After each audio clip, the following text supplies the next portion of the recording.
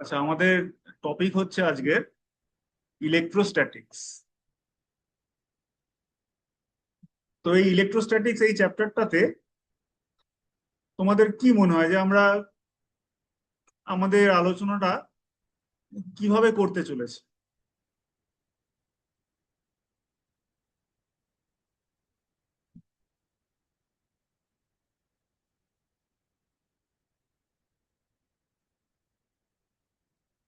এই ইলেকট্রোস্ট্যাটিক্সে আমরা আমাদের ডিসকাশনটা কিসের ওপর করতে চাই বলে মনে হয়? বলো, কে বলবে? ইলেকট্রোস্ট্যাটিক্স বললে কি মনে পড়ে? হ্যাঁ, হ্যাঁ, মানে স্ট্যাটিক চার্জের মধ্যে আমরা ইন্টারাকশন করবো, তাই তো? হ্যাঁ, স্ট্যাটিক চার্জের মধ্যে আমরা ইন্টারাকশন করবো। আচ্ছা, তাহলে আমরা একটা বিষয় বুঝতে পারছি যে এখানে চার্জের ব্যাপারে বলা হয়েছে। না, অনেকদিন লিখিনি। আচ্ছা, এবার চার্জের ব্যাপারে যদি বলা হয়, তাহলে যদি আমাকে কেউ জিজ্ঞেস করে যে চার্জটা কি জিনিস, কাকে বলে চার্জ? কেউ চাইলে বলতে পারো চার্জ কাকে বলে। Fundamental property. কেন?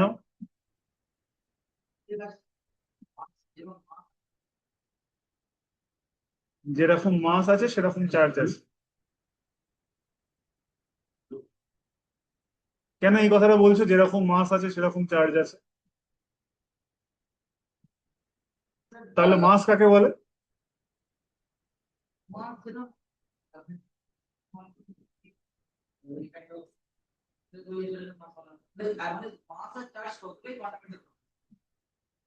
মানে কেন ফান্ডামেন্টাল প্রপার্টি কেন?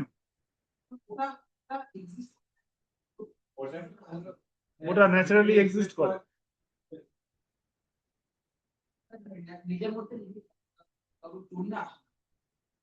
কারোর জন্য আসে না। হ্যাঁ, হ্যাঁ, বলো কি বলছো, বলো। ওটা অন্য কোনো ফান্ডামেন্টাল প্রপার্টি দিয়ে এক্সপ্লেন করা যায় না। আচ্ছা, আমি যদি বলি মাস কাকে বলে, কি বলবে? হ্যাঁ, চার্জ। মানে অনেকগুলো চার্জ দিয়ে একটা মাস বানানো। আচ্ছা, না, ও কোন কনটেক্সটে বলছে? ও বলছে মাস হতে গেলে তো অ্যাটম হতে হবে, আর অ্যাটমের মধ্যে আবার চার্জ আছে। ও সেই কনটেক্সটে বলতে চাইছে। হ্যাঁ, এবার সেটা তোমার ঠিক বা ভুল কিছু একটা মনে হতে পারে, কিন্তু মাস কাকে বলে আর কে বলবে? আমরা ক্লাস 11-এ কিন্তু বলেছিলাম মাস কাকে বলে। মাস Force বলতে per গিয়ে আমরা, unit acceleration. হ্যাঁ, একটু একটু একটু চিৎকার করে বল। Force per unit acceleration. আচ্ছা, মাসকে আমরা বলেছিলাম নিউটনের সেকেন্ড ল ইউজ করে ফোর্স পার ইউনিট অ্যাক্সেলারেশন। তো এই যে মাস, এই মাসটাকে অ্যাকচুয়ালি বলে ইনার্শিয়াল মাস।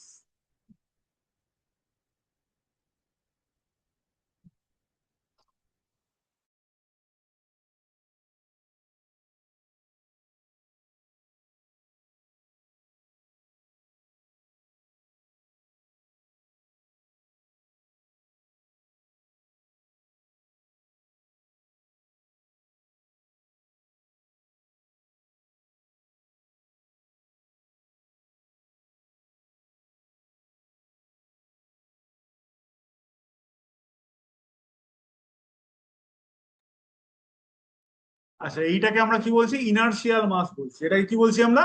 ইনার্শিয়াল মাস বলছি। কিন্তু ইনার্শিয়াল মাস ছাড়া কি অন্য কোনো মাস হতে পারে? ফোর্স পার অ্যাক্সেলারেশন, এটাকে আমরা যে মাস বলি সেটা হচ্ছে ইনার্শিয়াল মাস, ঠিক তো? আর যে মাস হতে পারে সেটাকে বলে গ্র্যাভিটেশনাল মাস। মানে আমরা যখন বলছি যে আমাদের কাছে দুটো পয়েন্ট মাস আছে, M1 এবং M2, এবং এদের মধ্যে একটা মিউচুয়াল ফোর্স অফ অ্যাট্রাকশন আছে, তাহলে এই যে মিউচুয়াল ফোর্স অফ অ্যাট্রাকশন, যে প্রপার্টির জন্য অ্যারাইজ করছে, যে প্রপার্টির জন্য এদের মধ্যে একটা মিউচুয়াল ফোর্স অফ অ্যাট্রাকশন তৈরি হচ্ছে, সেই প্রপার্টিটা কি? মাস। যদি অবজেক্টের মাস না থাকতো তাহলে এই ফোর্স অ্যারাইজ করতো না, তাই তো? তার মানে গ্র্যাভিটেশনাল ফোর্স নেচারের একটা ফান্ডামেন্টাল ফোর্সের অংশ। কিন্তু এই ফোর্স কেন এক্সিস্ট করছে? কারণ অবজেক্টের মাস আছে, এবং সেই মাসটাকে আমরা কি ধরনের মাস বলছি? গ্র্যাভিটেশনাল মাস। ঠিক আছে। এবারে পরবর্তীকালে যখন আমরা দেখছি যে ইলেকট্রোস্ট্যাটিক্স এর এক্সপেরিমেন্ট করতে গিয়ে দেখা যাচ্ছে যে দুটো অবজেক্টের মধ্যে মিউচুয়াল ফোর্স অতটা সিগনিফিকেন্ট হচ্ছে না, সেরকম একটা সিচুয়েশনে আমরা যখন রাব করছি, রাব করবার পর দেখা যাচ্ছে যে ওদের মধ্যে একটা সিগনিফিকেন্ট মিউচুয়াল ফোর্স অ্যারাইজ করছে। বুঝতে পারছো কি বলছি? ইলেকট্রোস্ট্যাটিক্স এর যে সমস্ত এক্সপেরিমেন্ট গুলো আমরা ক্লাস 8-এ পড়ি, যে সেখানে কয়েকটা তোমার পেয়ারের কথা বলা হয়, যে এইটাকে এইটা দিয়ে রাব করলে এটা প্লাস হয়, ওটা মাইনাস হয়, তাই তো? তো সেইখানে আমরা কি দেখতে পাচ্ছি না, এদের মধ্যে রাব করবার আগে যে মিউচুয়াল গ্র্যাভিটেশনাল ফোর্স ছিল সেটা বিশেষ একটা বোঝা যাচ্ছিল না, মানে বোঝার কোনো সেই দিক থেকে উপায় নেই। কিন্তু আমি রাব করবার পর দেখা গেল যে ওদের মধ্যে একটা সিগনিফিকেন্ট ফোর্স অ্যারাইজ করছে। তাহলে রাব করবার পরে যদি ওদের মধ্যে একটা সিগনিফিকেন্ট ফোর্স অ্যারাইজ করে, যেটা কিনা রাব করবার আগে ছিল না, তাহলে বুঝতে হবে যে সেটা নিশ্চয়ই ওর মাসের জন্য হয়নি। এবং সব থেকে বড় কথা, মাসের জন্য যে ফোর্সটা সেটা শুধুমাত্র অ্যাট্রাকটিভ ফোর্স। আর এই রাব করবার পরে যেটা দেখা যাচ্ছে, অ্যাট্রাকটিভ এবং রিপালসিভ দুটোই হতে পারে। এবং রাব করবার পরে যে ফোর্সটা হচ্ছে সেটা দেখা যাচ্ছে যে সেটা আরো অনেক জোরালো ফোর্স, মানে ফোর্সের ম্যাগনিটিউডটা আরো অনেক বেশি। তাহলে আমি কি কনক্লুশন ড্র করবো? এই নতুন যে ফোর্সটা আমি নেচারে পেলাম সেটা ওর মাসের জন্য অ্যারাইজ করেনি, তাহলে অন্য কোনো কিছুর জন্য অ্যারাইজ করেছে। তাহলে ওটা ওর যে প্রপার্টির জন্য অ্যারাইজ করলো সেটাকে আমরা বলছি চার্জ। এবং এই যে আমরা এটাকে বললাম যে চার্জের জন্য ওর এই প্রপার্টিটা অ্যারেঞ্জ করছে, এই যে নতুন ফোর্সটা অ্যারেঞ্জ করলো ওর চার্জের জন্যই করলো, এইরকম একটা কনক্লুশন আমরা কোন সময় ড্র করেছি? ইলেকট্রোস্ট্যাটিক্স এর এক্সপেরিমেন্ট করে। এইরকম কনক্লুশনটা কত পুরনো সেটা দেখা যাচ্ছে যে ডাল্টনের যে অ্যাটমিক থিওরি, এটা তার থেকেও অনেক পুরনো। অর্থাৎ কিনা অ্যাটমের যখন ধারণা ছিল না মানুষের, তখন কিন্তু এক্সপেরিমেন্ট করে সে চার্জের আইডিয়া পেয়ে গেছে। এবং তুমি যদি খেয়াল করে দেখো যে কুলম্বস ল কিন্তু অনেক পুরনো। কেমন? কুলম্বস ল অনেক পুরনো, এবং যে সময় অ্যাটমের আইডিয়া ছিল না তখনকার। হ্যাঁ, এবং তোমার যে সময় বোরের থিওরি কোনো ছিল না, ওর ভেতরে কি কি আছে, ইলেকট্রন প্রোটন এটা সেটা যে আছে, এইসব ব্যাপারে কোনো রকম আইডিয়া ছিল না। কিন্তু তা সত্ত্বেও চার্জের আইডিয়া তৈরি হয়েছিল এবং কুলম্বস ল তৈরি হয়েছিল। এবং তোমরা হয়তো অনেকে অলরেডি জেনে গেছো যে ইলেকট্রনের চার্জ মেজার করেছিলেন যিনি, তার নাম হচ্ছে Millikan. Millikan soil drop experiment আছে। এই মিলিকান সয়েল ড্রপ এক্সপেরিমেন্টের অনেক আগে কিন্তু কুলম্বস ল তৈরি হয়ে গেছে। তো আমার তোমাদের কাছে এই একটা প্রশ্ন থেকে যাবে যে ইলেকট্রনের চার্জ মেজার করবারও 100-150 বছর আগে কি করে কুলম্বস ল তৈরি হলো? আমার প্রশ্নটা বুঝতে পারছো? যে আমি ইলেকট্রনের চার্জ মেজার করেছি যে সময়, মোটামুটি ভাবে ধরো ওই 1857 এর আশপাশে, এরকম একটা সময়। তো তারও 100 বছরেরও পুরনো আগে। 100 বছর মানে তো নেহাত কম সময় নয়। যেমন ধরো আজ থেকে 100 বছর আগে পৃথিবীর কি চেহারা ছিল সেটা তোমরা নিশ্চয়ই কিছুটা আন্দাজ করতে পারো। আর আজ থেকে 100 বছর পর পৃথিবীর কি চেহারা হতে পারে সেটাও তোমরা একটা আন্দাজ করতে পারো। মানে পুরো টেকনোলজিক্যালি পুরো মানে একদম মানে খোল নলচে বদলে যাওয়া যেটাকে বোঝায় আর কি। সবকিছু বদলে যায় টেকনোলজির দিক থেকে। সুতরাং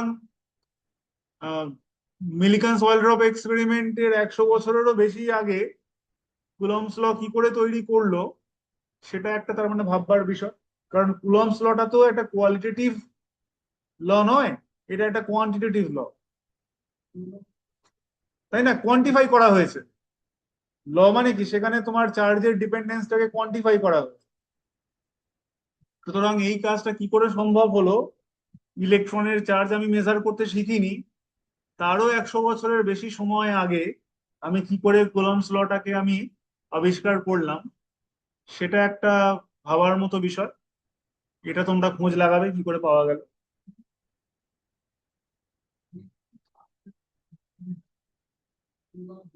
ধরো আমি যদি বলি যে F proportional to Q1 Q2/R², এটাই তো কুলম্বস ল। তাহলে এটা যে এই প্রপোর্শনালিটি আমি পেলাম কোত্থেকে, আমি যদি Q1 Q2 কে মেজার না করি?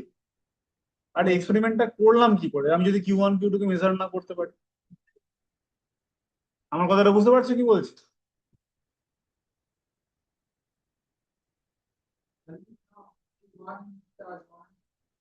তো তাই 1 ইউনিট হলেও বা আমি কতটাকে 1 ইউনিট বলবো সেটাকে তো মাপতে হবে। কেন, ধরো আমি একটা 1 কেজি আলুর জন্য একটা ইট রেডি করলাম, এটা হচ্ছে 1 কেজি, কিন্তু এক্স্যাক্টলি ওটারই ডাবল সেটাকে আমি মাপলাম কি করে? দুটো আমি পাবো কি করে? এই একটা ইউনিট দিলাম, আরো একটা ইউনিট দিলাম, তাহলে তো আমি মাপতে হবে সেটাকে। সেটা তো দাঁড়িপাল্লায় মাপা না। হ্যাঁ, হ্যাঁ, নতুন ইউনিট বানানো হলেও সেটাকে তো আমাকে মানে এটাকে আমি একটা ইউনিট সাইজ করলাম, পরেরটাকে তো ওই একই সাইজের ইউনিট করতে হবে। সেটা আমি করলাম কি? আমার কথা বোঝা যাচ্ছে? এটা তো চোখের আন্দাজে করা যাচ্ছে না। যেমন ধরো তুমি যদি মনে করো যে 1 কেজি আলুতে 10টা আলু হয়, তারপরে আমি আরো 10টা আলু নিয়ে বললাম যে ঠিক আছে আরো 1 কেজি হয়ে গেল, এটা তো চোখে ওরকম ভাবে দেখা যাচ্ছে না। তাহলে এই কাজটা করা হলো কি করে? হ্যাঁ, এইটা একটা দিক। আর একটা দিক হচ্ছে যে আমরা যখন, আচ্ছা তাহলে চার্জ বলে যে প্রপার্টিটার কথা আমরা বললাম, কেন বললাম? কারণ একটা নতুন ফোর্সকে এক্সপ্লেন করতে গিয়ে আমরা চার্জের কথা বলি।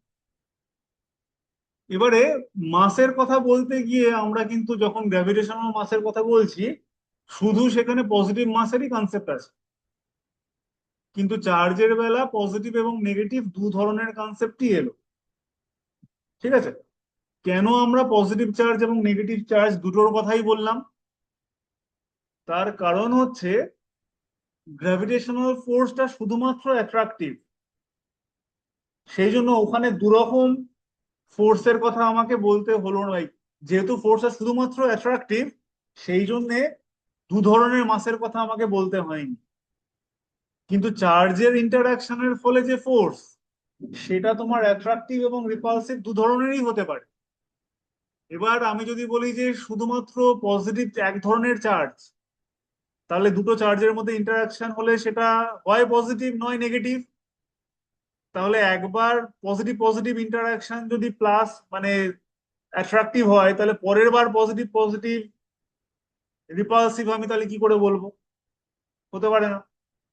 ফলত যেহেতু এখানে ইলেকট্রোস্ট্যাটিক ইন্টারাকশনে যেহেতু অ্যাট্রাকশন এবং রিপালশন দুটোই হচ্ছে, যেহেতু দুটোই হচ্ছে সেই জন্য আমি কি বলছি, দুটোই হচ্ছে বলে আমি এখানে দু ধরনের চার্জের কথা বলেছি। ঠিক আছে? এবারে পজিটিভ পজিটিভ নেগেটিভ নেগেটিভের মধ্যে যে শুধুমাত্র রিপালশনই হচ্ছে, সেটা আমি জানলাম কি করে? মনে করো আমি দুটো মেটেরিয়ালকে নিলাম, এক্স এবং ওয়াই, নিয়ে দুটোকেই আমি নিলাম এক্স এবং ওয়াই, এবং এক্স আর ওয়াই কে আমি পরস্পর রাব করলাম। পরস্পর রাব করে দুটো এক্স এ একই ধরনের চার্জ হবে, রাইট? দুটো ওয়াই তে একই ধরনের চার্জ হবে। এবার আমি যদি তর্কের খাতিরে ধরে নিই যে এক্সটা প্লাস হয়েছে ওয়াইটা মাইনাস হয়েছে, এবার আমি এক্সপেরিমেন্ট করে দেখছি এক্স আর এক্স এর মধ্যে রিপালশনই হচ্ছে, ওয়াই আর ওয়াই এর মধ্যে রিপালশনই হচ্ছে, আর এক্স আর ওয়াই এর মধ্যে অ্যাট্রাকশন হচ্ছে। এক্স আর ওয়াই এই পেয়ারের মধ্যে কি হচ্ছে? অ্যাট্রাকশন হচ্ছে। তাহলে আমি এক্সটাই যে প্লাস আর ওয়াইটাই যে নিশ্চিতভাবে মাইনাস, সেটা কুলম্বের টাইমে জানার কোনো উপায় ছিল না।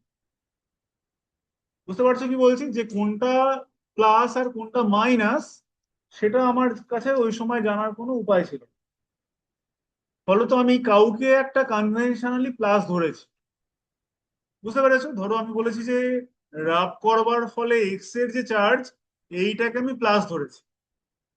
ঠিক আছে, এবার আমার অভিজ্ঞতা হচ্ছে যে এক্স এর সঙ্গে আর একটা এক্স এর যে ইন্টারাকশন, সেইটা হচ্ছে রিপালসিভ।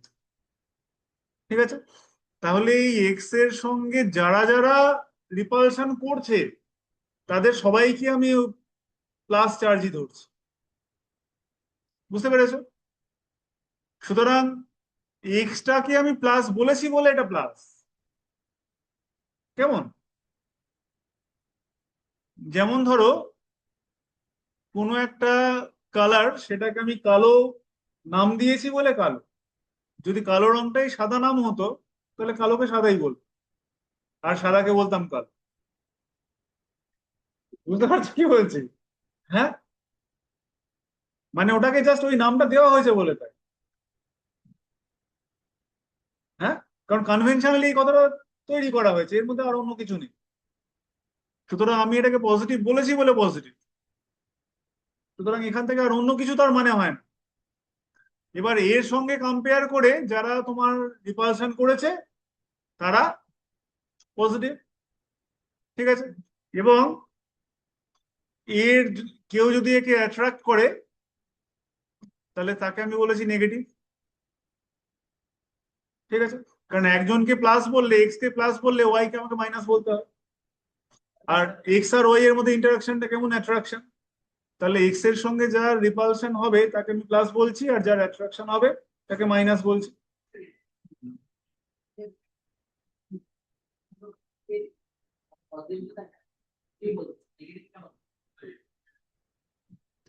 আমি একটা জিনিস বুঝতে পেরেছি যে যদি সিমিলার কাইন্ড অফ চার্জ থাকে তাহলে রিপালশন হবে।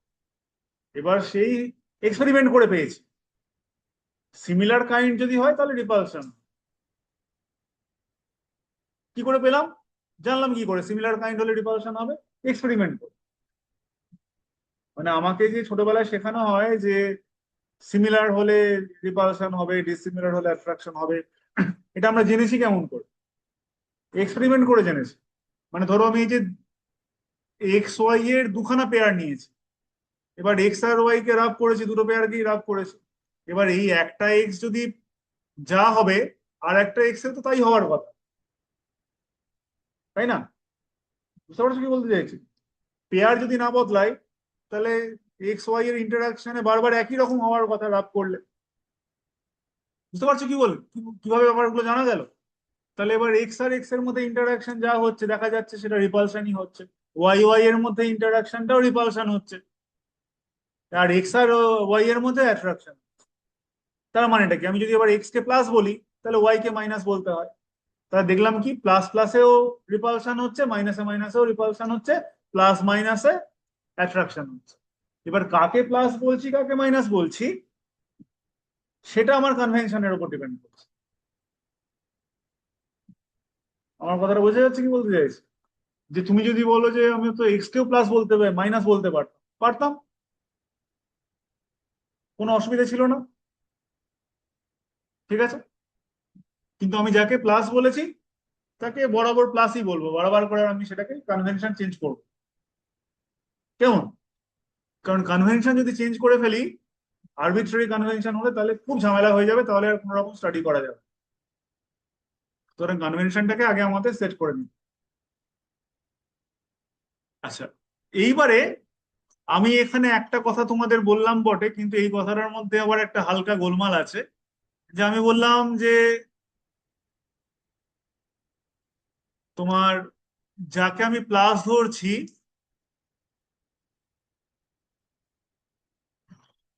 সে যদি কাউকে রিপেল করে, সে যদি কাউকে রিপেল করে তাহলে সেটা অবশ্যই প্লাস।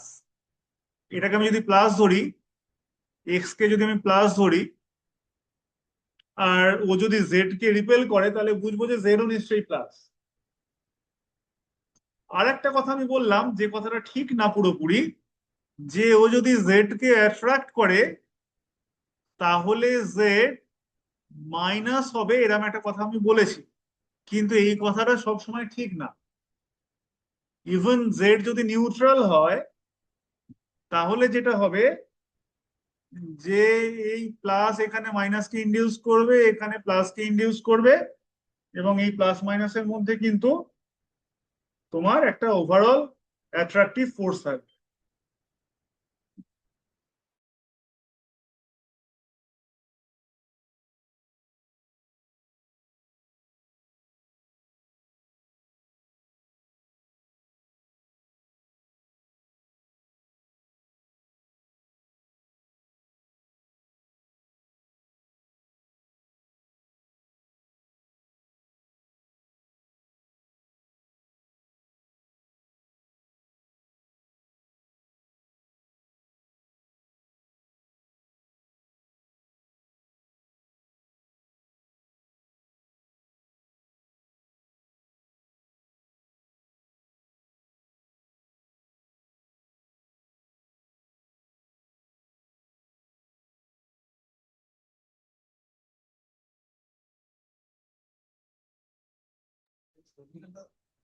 আচ্ছা, কি যেন বলছিলাম, হ্যাঁ, একটু খেয়াল করে দেখো, যে নিউট্রাল অবজেক্ট আর চার্জড অবজেক্ট দুটোই যদি তোমার এক্সটেন্ডেড হয়, তাহলে এদের মধ্যে কিন্তু অ্যাট্রাকশনও হতে পারে।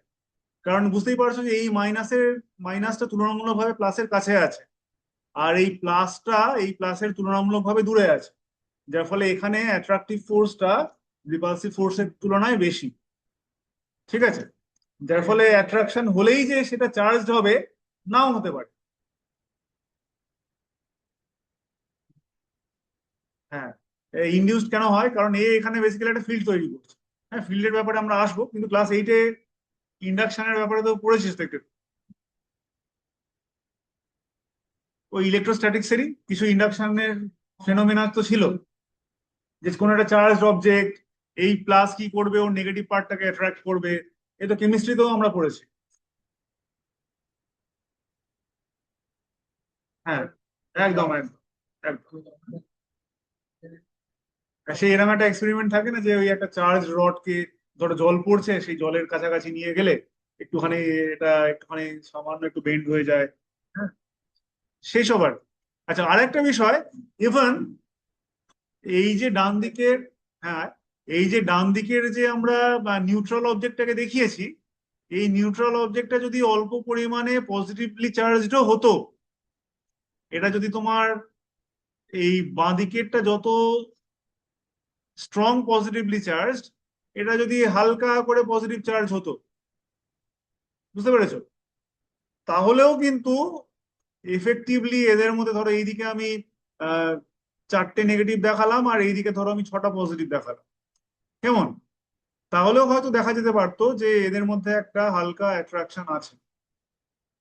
তার মানে অ্যাট্রাকশন থেকে কিন্তু আমি একটা অবজেক্টের চার্জ সম্পর্কে সম্পূর্ণ ধারণা করতে পারবো না। হ্যাঁ, মানে এই অবজেক্টটা ওভারঅল পজিটিভলি চার্জ হওয়া সত্ত্বেও, হ্যাঁ, এটা যদি চার্জের অ্যামাউন্টটা অত্যন্ত কম হয়, তাহলে একটা strong positively charge object okay attract করতে পারে। মানে দুটোই পজিটিভলি চার্জ, একটা খুব স্ট্রংলি চার্জ আর একটা উইকলি চার্জ, ওদের মধ্যে অ্যাট্রাকশন হতে পারে। হ্যাঁ, কিন্তু যদি রিপালশন হয়, তাহলে আমি নিশ্চিত হব যে দুটোই একই রকম চার্জ। মানে অ্যাট্রাকশন থেকে আমি নিশ্চিত ভাবে তার চার্জের নেচারটা বলতে পারবো না, কিন্তু রিপালশন থেকে বলতে পারবো। ঠিক আছে? এইটা একটা দিক। এই একটা সেকেন্ড দাঁড়াতে বাবু।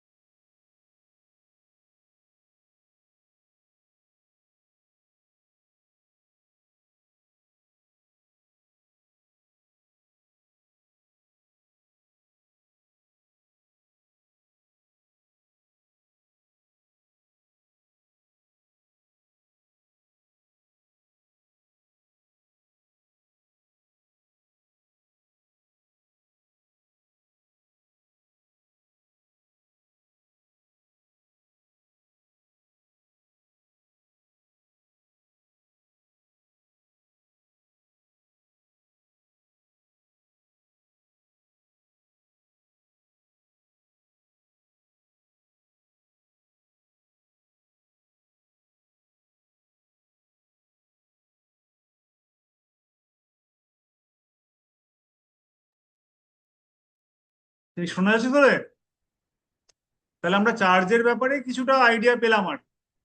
আচ্ছা, এবার যদি আমাদেরকে কুলম্বস ল এর ব্যাপারে বলতে হয়, যেরকম আমরা গ্র্যাভিটেশনাল ফোর্স এর কথা বলেছিলাম, গ্র্যাভিটেশনাল ফোর্স এর ক্ষেত্রে যখন আমরা বলেছিলাম যে এই মাস গুলো হচ্ছে পয়েন্ট মাস, কুলম্বস ল এর ব্যাপারেও কিন্তু আমাদের খেয়াল রাখতে হবে এই যে আমরা চার্জ গুলোর কথা বলবো এইগুলো কিন্তু মূলত পয়েন্ট চার্জ।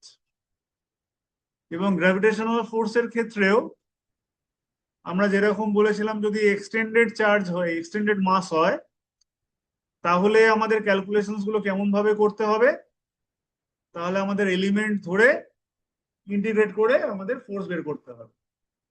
তো এই ক্ষেত্রেও তাই বিষয় একই রকম। ঠিক আছে, এদের সেপারেশন যদি আর হয় তাহলে এদের মধ্যে যে মিউচুয়াল ফোর্স অফ অ্যাট্রাকশন এটা প্রপোর্শনাল টু Q1 Q2/r²। তাহলে তোমাদের কাছে যে প্রশ্নটা আমার ছিল যে এই লটা কুলম্ব ইলেকট্রনের চার্জ মেজারমেন্টের আগেও কেমন করে পেলো, এটা তোমরা একটুখানি খোঁজ খবর নেবে। এবার এইখানে যে প্রপোর্শনালিটি কনস্ট্যান্টটা লেখা হয় সেইটা লেখার সময় 1/4πε Q1 Q2/r²। হ্যাঁ, আমরা এইরকম একটা ফরম্যাটে অদ্ভুত ভাবে এই প্রপোর্শনালিটি কনস্ট্যান্টটাকে রিপ্রেজেন্ট করি। ঠিক আছে, এবং এই প্রপোর্শনালিটি কনস্ট্যান্টটা লিখবার সময় এটার মধ্যে দুটো অদ্ভুত ব্যাপার আছে। একটা হচ্ছে যে এই এপসাইলন, এইটাকে বলা হয় তোমার permittivity of the concern medium. এটাকে কি বলা হয়? Permittivity of the concern medium. Permittivity কেমন? এটাকে তুমি মনে মনে ভাবতে পারো যে ধরো পরীক্ষার সময় তুমি তোমার পাশের জনের সঙ্গে চাইছো যাতে একটু ইন্টারাকশন করা যায়, কিন্তু তোমার মিডিয়ামের মধ্যে তোমার ইনভিজিলেটর ঘুরে বেড়াচ্ছে। এবার ইনভিজিলেটর কতটা পারমিট করবে, হ্যাঁ, তার উপর ডিপেন্ড করবে যে তুমি কতটা ইন্টারাকশন করতে পারো। হ্যাঁ, তোমার যদি ইনভিজিলেটর একটুখানি দয়া মায়া করে তাহলে তুমি বেশি ইন্টারাকশন করতে পারবে, আর না হলে ইন্টারাকশন কমে যাবে। তো তার মানে এটা মিডিয়ামের উপর ডিপেন্ড করে, এই কনস্ট্যান্টটা মিডিয়ামের উপর ডিপেন্ড করে। এবং এত পর্যন্ত তো ঠিক ছিল, ঠিক আছে, এই কনস্ট্যান্টটা মিডিয়ামের উপর ডিপেন্ড করে, কিন্তু যেটা অদ্ভুত ব্যাপার সেটা হচ্ছে যে ডিনোমিনেটরে একটা 4π কে জুড়ে দেবো। হ্যাঁ, আমরা কিন্তু এর আগে যে যে কনস্ট্যান্ট গুলো পেয়েছি এতদিন অব্দি তাতে কিন্তু কোথাও এই 4π ফ্যাক্টরটা ডিনোমিনেটরে জোড়েনি প্রপোর্শনালিটি কনস্ট্যান্টের সঙ্গে। সুতরাং এই 4πটাকে জুড়ে দেওয়ার কি কারণ সেটাও একটা ভাবার মতো বিষয়। এটাও তোমাদের একটুখানি খোঁজ নিতে হবে যে কি এমন কারণ ঘটলো শুধু এপসাইলনকে না রেখে, বুঝতে পারছো কি বলছি, শুধু এপসাইলনকে না রেখে আমরা কেন 4πটাকে অতিরিক্ত জুড়ে দিলাম। হ্যাঁ, না তুমি দেখো এই যে গ্র্যাভিটেশনাল ফোর্স এর সময় তো আমরা এই 4πটাকে জুড়িনি। হ্যাঁ, আমরা তো 4πটা এরকম যেখানে যেখানে পেয়েছি এতদিন অব্দি, হঠাৎ করে 4πটাকে কেন এখানে নিয়ে এলাম?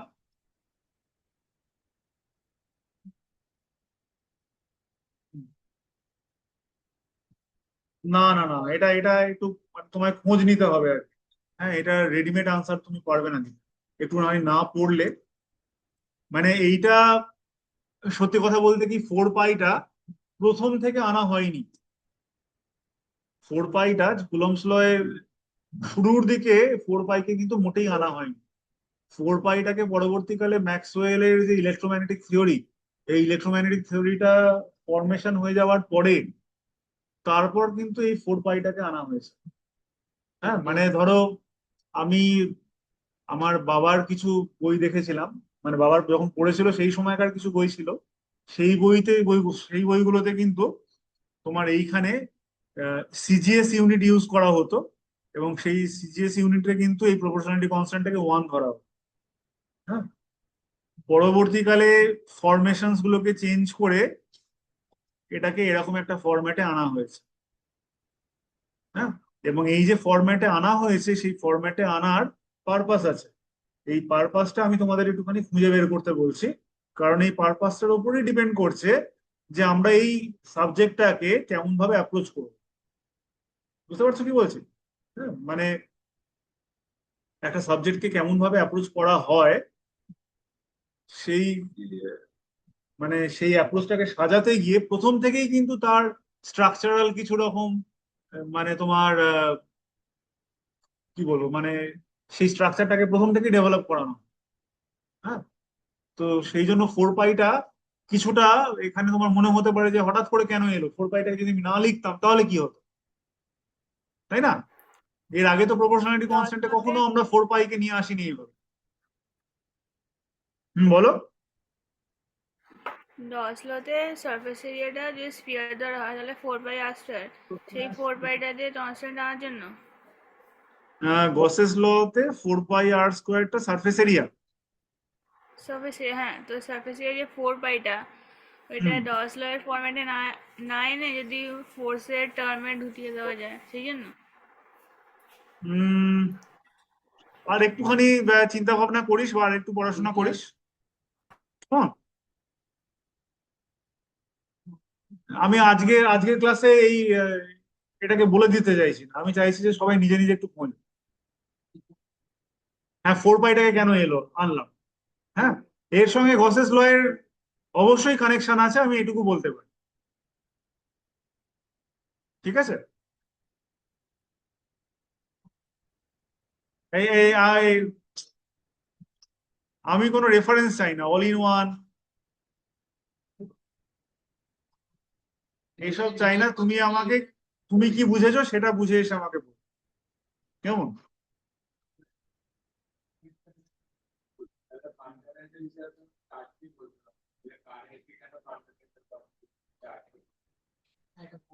হুম। হ্যাঁ, হ্যাঁ।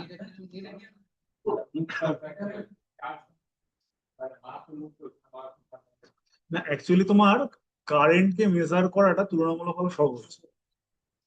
চার্জ মেজারমেন্টের থেকে কারেন্ট মেজারমেন্টটা অনেক সহজ।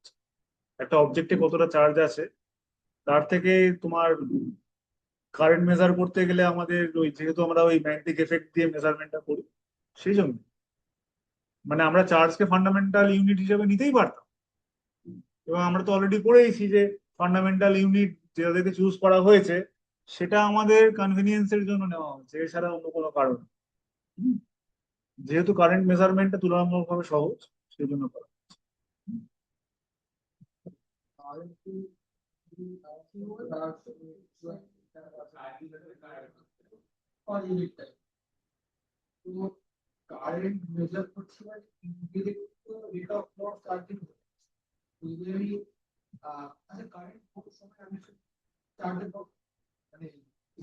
হ্যাঁ, হ্যাঁ, সে তো বটে, সে তো বটে। মানে কারেন্ট তোমার চার্জের তুলনায় তো নতুন বটে, কারণ কারেন্ট মেজারমেন্টের জন্য যে ইনস্ট্রুমেন্ট গুলো আমরা আবিষ্কার করেছি সেগুলো তো তোমার ম্যাগনেটিক এফেক্ট অফ কারেন্ট আবিষ্কার হওয়ার পরে। তার আগে তো কারেন্ট মেজার করা যেত না।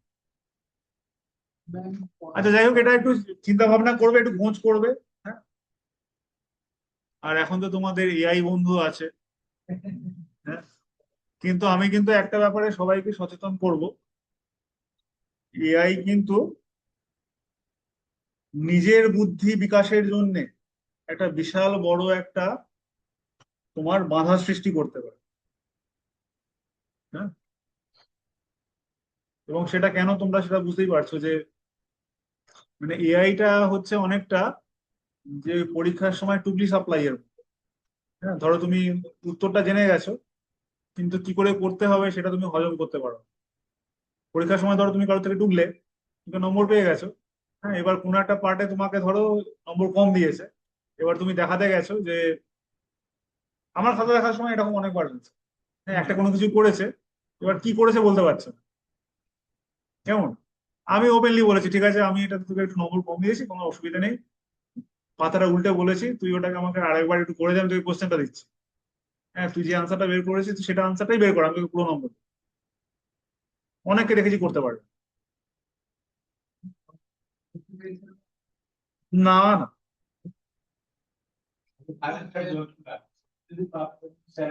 তো সেই জন্য বলছি এআইটা হচ্ছে তোমার কাছে কি হচ্ছে বলো তো, ওই ফাস্ট ফুডের মতো আর কি। হ্যাঁ, তোমাকে অ্যাট্রাক্ট করবে, মনে হবে যেন আমি এআই এর হেল্প নিয়ে করে নিই কাজটা, কিন্তু আলটিমেটলি তোমার কিন্তু ব্রেনের পুষ্টি হবে না। হ্যাঁ, পরীক্ষার সময় কিন্তু ঘেটে যাবে। হ্যাঁ, আমি নাম করছি না, এবারে 12 এর ব্যাচে এবারে বোর্ড দিল একটি ছেলে, যখন অফলাইন ক্লাস হতো নিমেষে সমস্ত প্রশ্নের উত্তর দিয়ে দিত, এই অনলাইন ক্লাসে।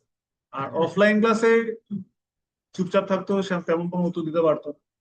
এবং তার কিন্তু যেই মেন্সে ভালোও হয়নি, এবং লাস্টে ওর বন্ধুরাই ওকে নিয়ে মজা করতে শুরু করে দিত যে, মানে ওর বন্ধুরাও জেনে গেল যে ও পুরো উত্তরগুলোকে ঝেপে দেয়।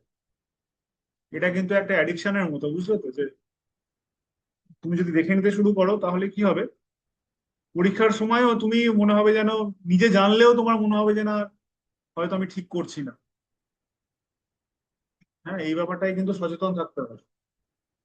কেন আমি সচেতন করছি, এই ট্রেন্ড আমি স্টুডেন্টদের মধ্যে তো দেখছি বটেই, টিচারদের মধ্যেও এই ট্রেন্ড চলে আসছে। হ্যাঁ, এবং এইটা হওয়া যে কি ডেঞ্জারাস, এটা ক্রমশ একে একে সবাই টের পাবে। কেমন? তোমার যদি নিজের চিন্তার জায়গাটা ক্রমশ সংকুচিত হয়ে আসে, তাহলে কিন্তু হেভি মুশকিলে পড়ে যাবে। কেমন? বুঝতে পারছো কি বলতে চাইছি, যে তোমার স্ট্রাগলটা তোমাকে করতে হবে।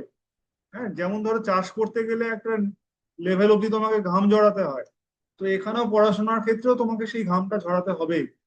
তুমি যদি মনে করো যে না, আমি এআই কে দিয়ে করিয়ে নেবো, আরে পরীক্ষাটা তো আর এআই দেবে না।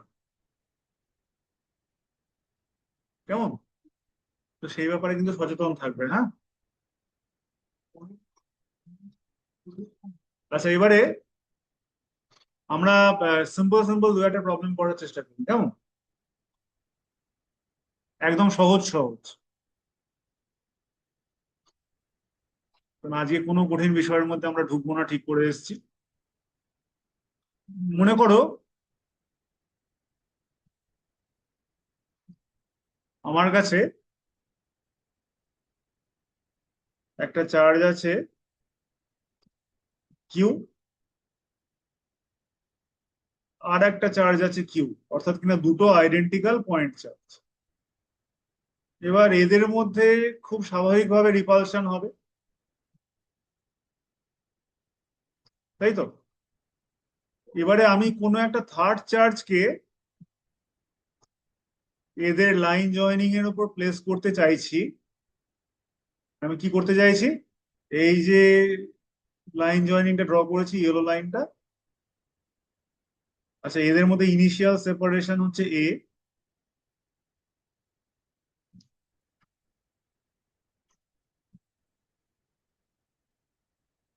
তাহলে এই দুটো পয়েন্ট চার্জের যে লাইন জয়েনিং, এই লাইন জয়েনিং এর উপর আমি একটা থার্ড চার্জ কিউ কে কোথাও একটা প্লেস করতে চাইছি। হ্যাঁ, ক্যাপিটাল কিউ। তাহলে এই ক্যাপিটাল কিউ কত হলে, এবং এই ক্যাপিটাল কিউ কে কোথায় রাখলে, ক্যাপিটাল কিউ কত হলে এবং ক্যাপিটাল কিউ কে কোথায় রাখলে এই দুটো স্মল কিউ এবং ক্যাপিটাল কিউ, এই তিনজনেই ইকুইলিব্রিয়ামে থাকবে। ক্যাপিটাল কিউ, ক্যাপিটাল কিউ কে কোথায় রাখবো এবং ক্যাপিটাল কিউ কে কত হতে হবে, তাতে এই তিনটে চার্জের যে সিস্টেম, তিনটেই তোমার ইকুইলিব্রিয়ামে থাকবে।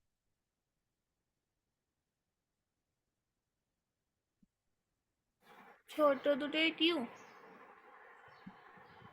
হ্যাঁ, থার্ড চার্জটা হচ্ছে ক্যাপিটাল কিউ। ইউ না নিড টু না, find position of capital Q and amount of capital Q. বাকি দুটোই স্মল কিউ মানে ইকুয়াল ম্যাগনিটিউড। হ্যাঁ হ্যাঁ হ্যাঁ হ্যাঁ, দুটোই তোমার স্মল কিউ, সাইডের দুটোই স্মল কিউ।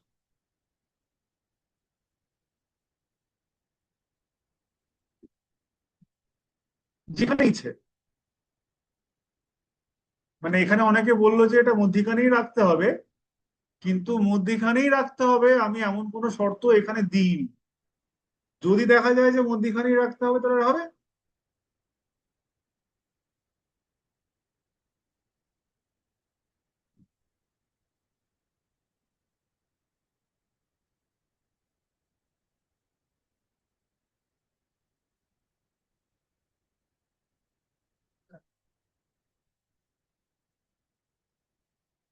মাঝখানে আইডেন্টিক্যাল চার্জ দিয়েছি, সেই জন্য মাঝখানে রাখা ছাড়া অন্য উপায় নেই। যদি পাশের দুটো প্লাস টি হয় তাহলে মাঝেরটাতে -q/4 রাখলে হবে। এইটা, আর এটাকে মাঝখানে রাখতে হবে।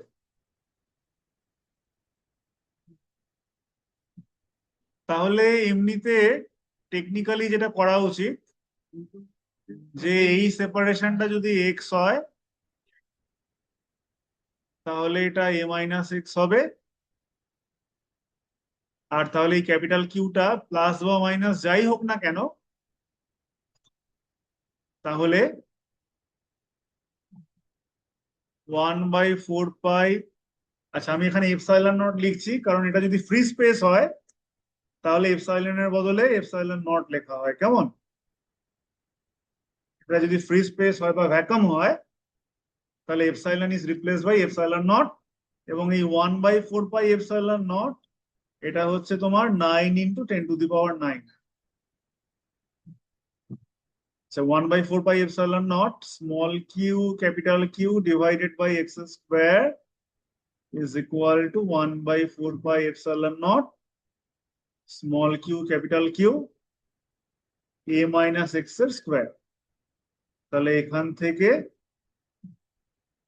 x ইকুয়াল টু a-x, তাহলে x ইকুয়াল টু a/2, তাই তো? তাহলে একটা পার্ট হলো মাঝখানেই রাখতে হবে। এবারে ক্যাপিটাল কিউ এর সাইন নিয়ে যখন আমরা ভাববো, ক্যাপিটাল কিউ প্লাস হোক বা মাইনাস হোক, ক্যাপিটাল কিউ প্লাস হোক বা মাইনাস হোক, ক্যাপিটাল কিউ এর ইকুইলিব্রিয়াম নিয়ে কোনো প্রবলেম নেই। ক্যাপিটাল কিউ যদি প্লাস হয় তাহলে দুজনেই ওরা ওকে রিপেল করবে, ঠিক আছে? তাতে কি হবে, ইকুইলিব্রিয়ামে কোনো প্রবলেম নেই। কিন্তু ক্যাপিটাল কিউ যদি প্লাস হয় তাহলে এই স্মল কিউ এর ইকুইলিব্রিয়াম নিয়ে প্রবলেম আছে। কেন? তার কারণ এই যে কোনো একটা স্মল কিউকে নিলাম, তাহলে এই স্মল কিউটা এই ডান দিকের স্মল কিউকে রিপেল করবে, এদিকে ক্যাপিটাল কিউটাও যদি প্লাস হয় তাহলে এও রিপেল করবে। দুজনেই যদি রিপেল করে স্মল কিউকে, তাহলে স্মল কিউ এর পক্ষে ইকুইলিব্রিয়ামে থাকা সম্ভব নয়।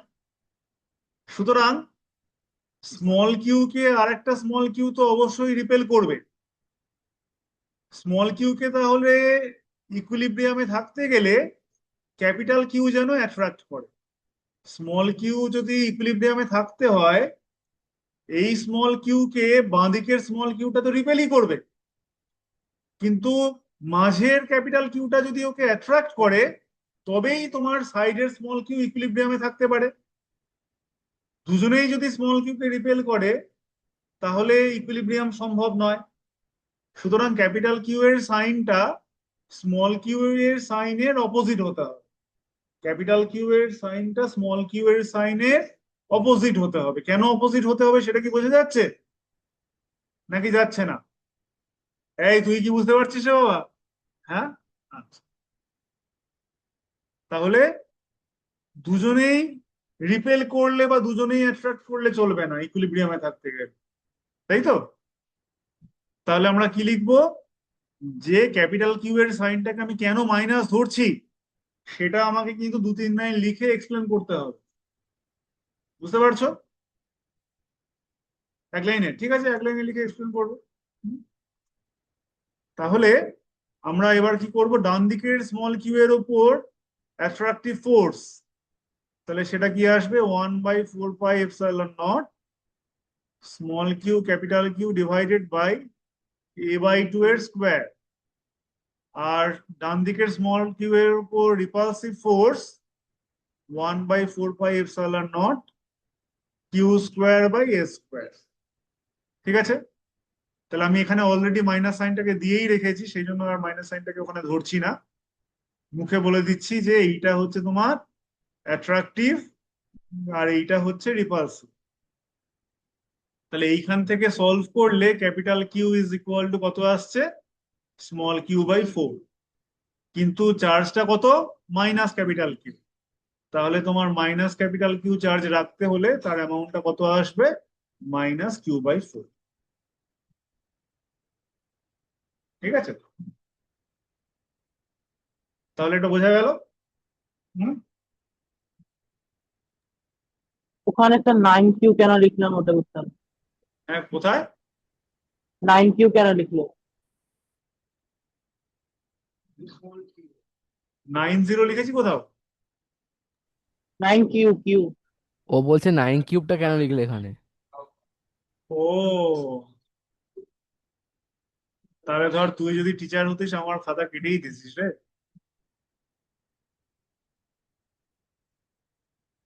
এবার কি ঠিক আছে? হ্যাঁ।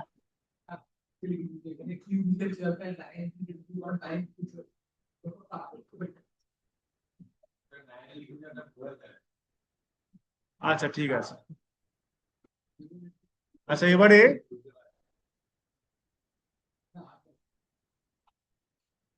এইটার উপর বেস করেই আর একটা প্রশ্ন দেওয়া যাক।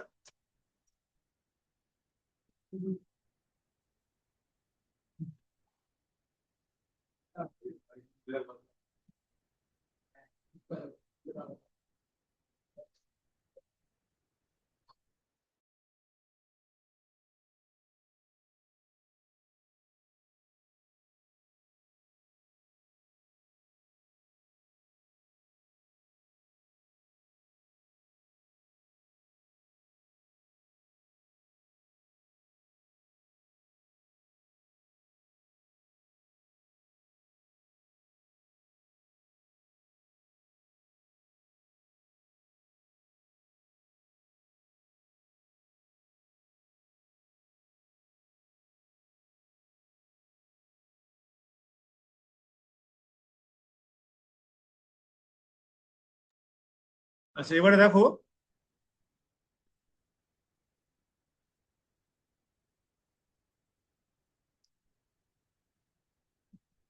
আমি একটা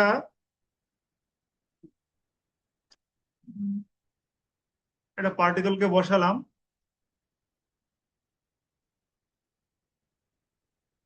একটু সহজভাবেই রাখি, প্রথমে মনে করো এটা কিউ, এইটা হচ্ছে -q,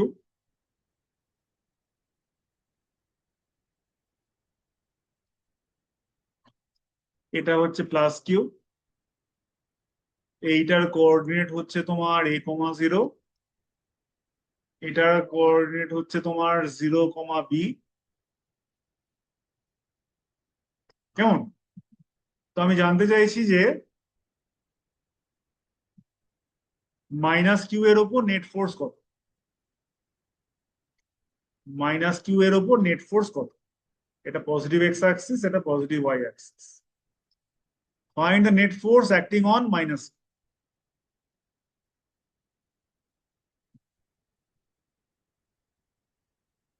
উত্তরটাকে কিন্তু আই ক্যাপ জে ক্যাপের টার্মে রাখবে, হ্যাঁ।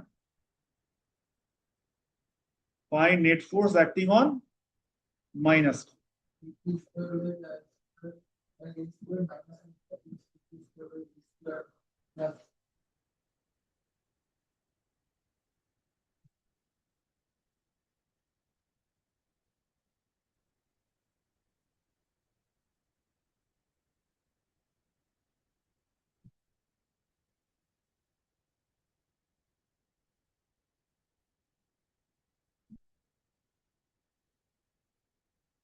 তাহলে এইটার উপর দুখানা ফোর্স থাকছে, তাই তো, -q এর উপর। ধরো এটাকে আমরা F1 দেখালাম, আর এইটাকে কি F2 দেখালাম নাকি? এরকম হবে। হ্যাঁ, তাহলে নেট ফোর্স ইকুয়াল টু আমরা কি লিখবো? F1 vector plus F2 vector. ঠিক আছে, এই যে আমরা F1 vector plus F2 vector বললাম, এটাকেই বলে সুপারপজিশন প্রিন্সিপাল। এটাকে কি বলে? Superposition principal. অর্থাৎ কিনা আমি একটা চার্জ পার্টিকেলের ওপর অন্য অনেকগুলো চার্জ পার্টিকেলের জন্য কি ফোর্স হবে সেটা বের করতে গেলে আমরা ইন্ডিভিজুয়াল ফোর্স গুলোকে ভেক্টোরিয়ালি অ্যাড করব। কি করব? ইন্ডিভিজুয়াল ফোর্স গুলোকে ভেক্টোরিয়ালি অ্যাড। বোঝা গেল কি বললাম? তাহলে 1/4πε0, তাহলে F1 এর মধ্যে কি কি থাকছে না, এটাকে কি লিখবো না, কেটা অন্য নোটেশনের জন্য ইউজ করা হয়। কেটা হচ্ছে তোমার কোচিং সেন্টারে কে লেখাটা শেখায়, কিন্তু আমরা ওটাকে প্রমোট করি না। তাহলে কিউ স্কোয়ার, কেটাকে ডাইইলেকট্রিক কনস্ট্যান্টের জন্য ইউজ করে। আচ্ছা, তাহলে Q square by B square, unit ভেক্টরটা হচ্ছে F1 এর জন্য জে ক্যাপ, আর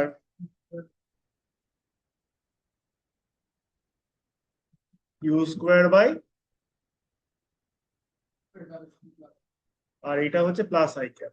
আচ্ছা, এখানে খেয়াল করে দেখো একটা জিনিস, যে এখানে কিন্তু চার্জের একটা চার্জ যদিও মাইনাস কিউ, আমার কিন্তু দেখো কিউ ইন্টু মাইনাস কিউ আমি কিন্তু এরকম লিখিনি। আমি কি লিখেছি কিউ ইন্টু মাইনাস কিউ? লিখিনি। যার ফলে লটা লেখার সময় আমরা Q1 Q2/r² এরকম ভাবে লিখি বটে, কিন্তু খেয়াল করে দেখো যে চার্জের সাইনটাকে কিন্তু আমি আলাদা করে লিখছি না, ম্যাগনিটিউডটাকেই লিখছি। আর ডিরেকশনটাকে কিন্তু আমি, হ্যাঁ, ডিরেকশনটাই কিন্তু আসলে ওই যে ওর যে সাইনটা সেটাকে ডিল করে নিচ্ছে।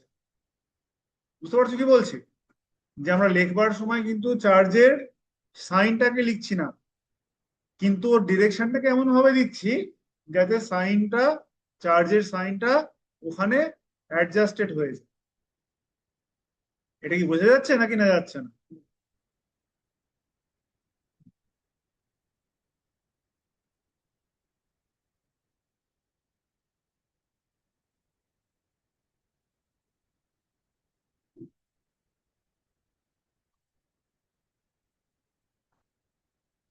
এটা কি বোঝা গেল রে? করতে পেরেছিস তো বাবা? না করতে পারলে, না বুঝতে পারলে বলিস, কারণ 12টা কিন্তু 11-এর তুলনায় অনেক সহজ। হ্যাঁ, না 11-এ চ্যাপ্টারের ভেরিয়েশনটা অনেক স্ট্রং, মানে নানান ধরনের ব্যাপার স্যাপার একসঙ্গে আছে। আর তারপর 11-এ একটুখানি ধাক্কা খাওয়ার পর 12-এ একটুখানি সবাই সিরিয়াস হয়।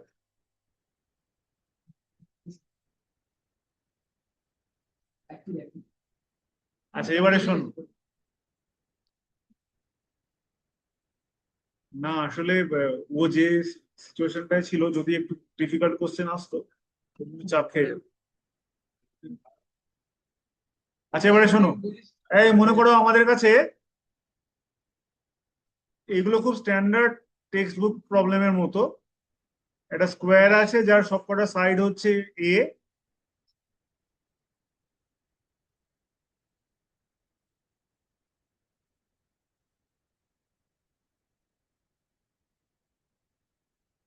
এইটার সেন্টারে আমি ক্যাপিটাল কিউ কে বসিয়েছি। ক্যাপিটাল কিউ কত হলে, in terms of small Q, যে পুরো সিস্টেমটা ইকুইলিব্রিয়ামে থাকবে? ক্যাপিটাল কিউ কত হলে, in terms of small Q, যে পুরো সিস্টেমটা ইকুইলিব্রিয়ামে থাকবে? ক্যাপিটাল কিউকে তো আমরা এমন একটা জায়গায় রেখেছি যে ও তো অবশ্যই ইকুইলিব্রিয়ামে আছে, তাই তো?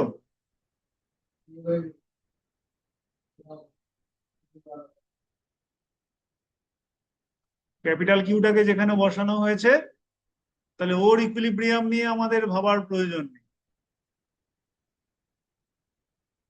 কিন্তু বাকি যারা আছে ক্যাপিটাল কিউ কত হলে তারাও ইকুইলিব্রিয়ামে থাকবে।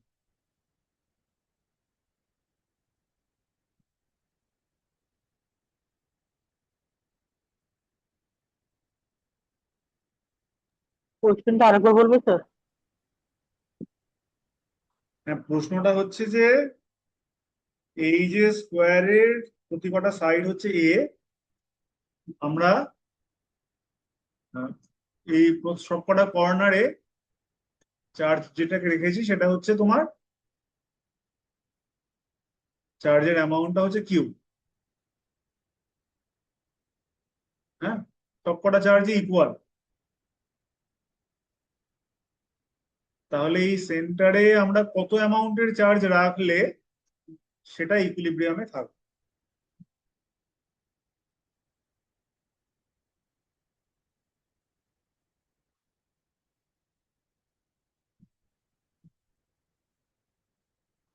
তোমরা প্রথম দিন করছো তো, প্রথম দিনের রেসপেক্টে এটা কিন্তু সহজ কোশ্চেন নয়, একটু ভেবে করতে হবে।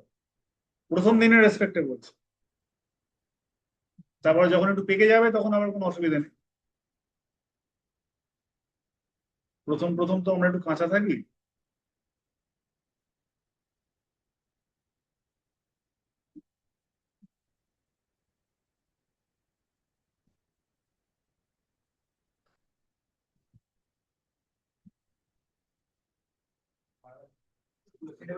স্যার বলছিলাম আগে কি ওই কিউ চার্জটার উপর রেজাল্টেন্ট এটা বার করতে হবে, রেজাল্টেন্ট ফোর্সটা বার করতে হবে? ক্যাপিটাল কিউ এর ওপর তো, ক্যাপিটাল কিউ তো যাই হয়ে যাক না কেন, প্লাস হোক বা মাইনাস হোক, ওর ওপর তো নেট ফোর্স জিরো হবেই, কারণ ওটা হ্যাঁ আমি স্যার রেখেছি, সেন্টার, হ্যাঁ। সেন্টারে রেখেছি, যার ফলে ক্যাপিটাল কিউ প্লাস হোক বা মাইনাস হোক ওর উপর নেট ফোর্স কি হবে, জিরোই হবে। Yes sir. কিন্তু আর আমাকে কার কথা ভাবতে হবে? ক্যাপিটাল কিউ এর ইকুইলিব্রিয়াম নিয়ে আমি ওয়ারিড নয়, আমি ওয়ারিড হচ্ছে যে কোনো একটা স্মল কিউ এর উপর ফোর্স কত সেটা নিয়ে। যে কোনো একটা স্মল কিউ এর ইকুইলিব্রিয়ামের কথা এবার ভাবো, যে কোনো একটা স্মল কিউ এর ইকুইলিব্রিয়ামের কথা কনসিডার করলেই পেয়ে যাবে। আচ্ছা, ক্যাপিটাল কিউ প্লাস হবে না মাইনাস হবে? ক্যাপিটাল কিউ মাইনাস হবে। তাহলে একটা স্টেপ তোমরা করে ফেললে যে ক্যাপিটাল কিউ কে মাইনাসই হতে হবে। এটা কি বুঝতে পারলে যে ক্যাপিটাল কিউ মাইনাস হতে হবে, প্লাস হলে চলবে না? এটা বুঝতে পেরেছো? তুই বুঝেছিস যে ক্যাপিটাল কিউ কে প্লাস হতে মাইনাস হতে হবে, প্লাস হলে চলবে না? হ্যাঁ, তার কারণ ক্যাপিটাল কিউ যদি প্লাস হয়, এমনিতে তো এই স্মল কিউ কে বাকি স্মল কিউ গুলো রিপেলই করছে। এবার ক্যাপিটাল কিউও যদি রিপেল করে দেয় তাহলে তো ইকুইলিব্রিয়ামে থাকতে পারবে না। তার মানে ক্যাপিটাল কিউ যদি মাইনাস হয় তাহলে ও অ্যাট্রাকশন করে রিপালসিভ ফোর্স গুলোকে নালিফাই করতে পারে। সুতরাং ক্যাপিটাল কিউ কে অবশ্যই মাইনাস হতে হবে, আদারওয়াইজ ইকুইলিব্রিয়ামটা সম্ভব নয়। এটা কি রিয়ালাইজ করা যাচ্ছে নাকি না যাচ্ছে না, ভেবে বল। তাহলে ক্যাপিটাল কিউ কে মাইনাস হতে হবে, এটা হচ্ছে প্রথম স্টেপ। এরপর কি? তাহলে ক্যাপিটাল কিউ স্মল কিউ কে টানবে, কিন্তু কারা কারা ঠেলবে? বাকি রিপালশন কারা কারা করবে? বাকি তিনটেই রিপালশন করবে।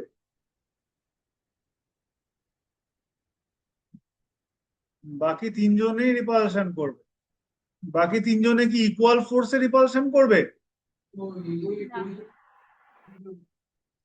ধরো আমি যদি লিখি যে এটা F1, এটা যদি লিখি F2, আর এটা যদি লিখি F3, F1 F2 F3 এর কি ম্যাগনিটিউড সেম হবে? না। না। হবে না, ম্যাগনিটিউড সেম হবে না। F1 আর F2 এর ম্যাগনিটিউড কি সেম হবে? হ্যাঁ স্যার। হবে। হবে।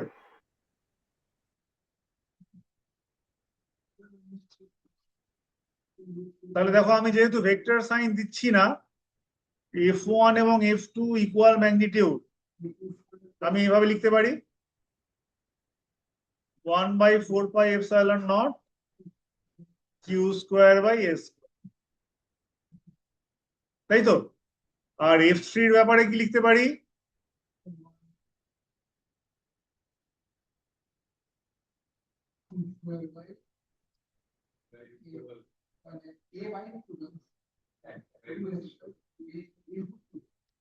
√2 এর স্কোয়ার তো, হ্যাঁ রে, এটা ডায়াগোনালটা কত, √2 এ, তাহলে হ্যাঁ √2 স্যার, এ কে স্কোয়ার করলে কত হয়, স্যার 2a √2 স্কোয়ার। কে স্কোয়ার করলে 2a স্কোয়ার হয়, আপত্তি নেই তো? তাহলে f3 টা বেসিক্যালি f1/2 লেখা যেতে পারে, তাই তো? f3 টাকে কি f1/2 লেখা যেতে পারে? তাকিয়ে দেখো। হ্যাঁ স্যার, হ্যাঁ স্যার। আচ্ছা, f1 এবং f2 রেজাল্ট্যান্টটা কোন দিকে, f3 এর দিকে কি? হ্যাঁ f1 এবং, তাহলে f1 এবং f2 র যে রেজাল্ট্যান্ট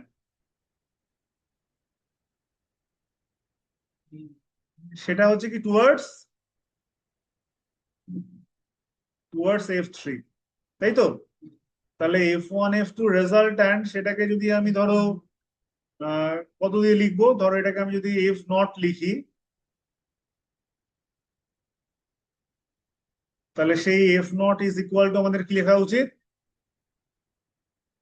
√, যেহেতু ওদের মধ্যে অ্যাঙ্গেলটা 90 degree, f1 square plus f2 square, তাহলে এটা তোমার √2 f1, তাই তো? যেহেতু f1 এবং f2 ম্যাগনিটিউড ওয়াইজ ইকুয়াল। কেন?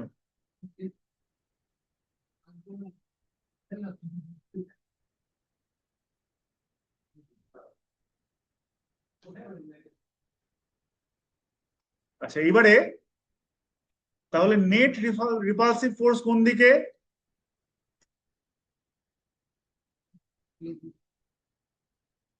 নেট রিপালসিভ ফোর্স কোন দিকে?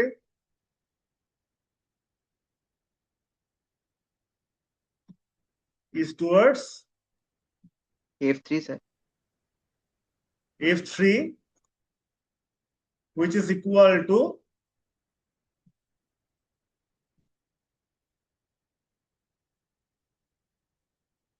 এটা কত হবে, f3 প্লাস f0। এবার f3 টা বাই ম্যাগনিটিউড হচ্ছে f1/2, আর এইটা কত, √2 f1, তাহলে হাফ প্লাস √2 f1। তাহলে এই ফোর্সটা কে ব্যালেন্স করবে, এই f টা ব্যালেন্স করবে, তাই তো? তাহলে এই f টা যদি একে ব্যালেন্স করে, তাহলে আমরা ম্যাগনিটিউড ওয়াইজ কি লিখতে পারবো, f is equal to half plus √2 into f1। এবার এইখান থেকে এই গ্যাপটা কত রে, a/√2, তাই তো?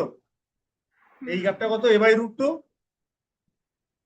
তাহলে f এর ম্যাগনিটিউড ক্যালকুলেট করতে গিয়ে 1/4πε0 capital Q into small Q divided by কি লিখবো,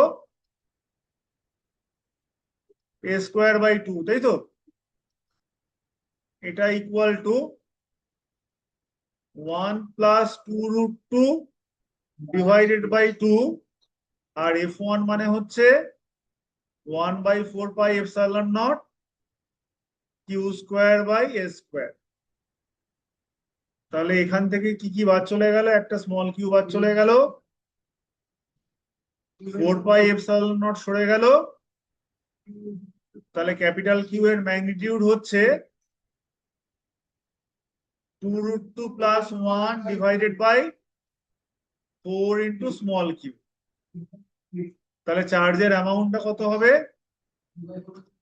চার্জের অ্যামাউন্টটা হবে minus 2√2 plus 1 divided by 4 into small Q. তাহলে চার্জের অ্যামাউন্টটা কত, minus 2√2 plus 1 divided by 4 into small Q. বোঝা যাচ্ছে কি বলতে চাইছি? হ্যাঁ, এই প্রশ্নটা প্রথম দিনের রেসপেক্টে একটু কঠিন, কারণ এখানে অনেক কিছু করতে লাগছে। হ্যাঁ, ভেক্টর সাইনটাকে একটুখানি আমাদের ঠিক মতো বুঝে অ্যাপ্লাই করতে হচ্ছে। দেখো, এটা কি বোঝা গেল নাকি বুঝতে অসুবিধা হচ্ছে? দেখো,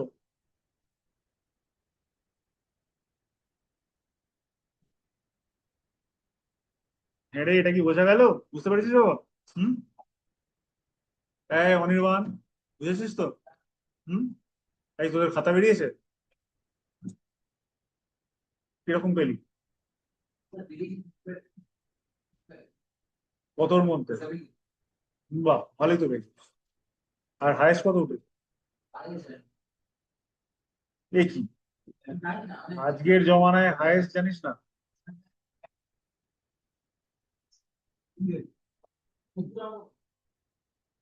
হ্যাঁ বন্ধুরা, স্কুলে যাসনি? যেদিন খাতা দেখিয়েছে সেদিন স্কুলে যাসনি?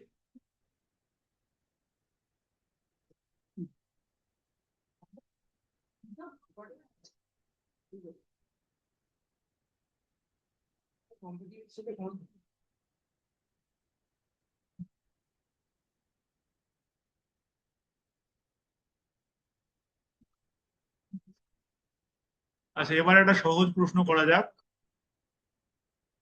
কি লিখছিস?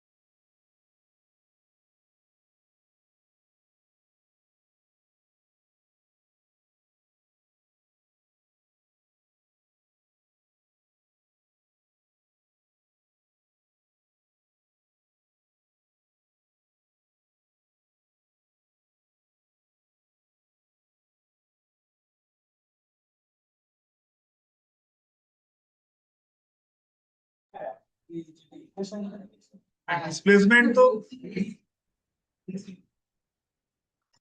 এখন খবর পেলি? পরে শোন। আচ্ছা ঠিক আছে, শোনো। এই কোশ্চেনটা করে না, তারপর বলছি। মনে করো ওয়াই অ্যাক্সিস এর ওপরে, হ্যাঁ রে, সব তো মনে করার উপরে ডিপেন্ড করে। তাই শোনো,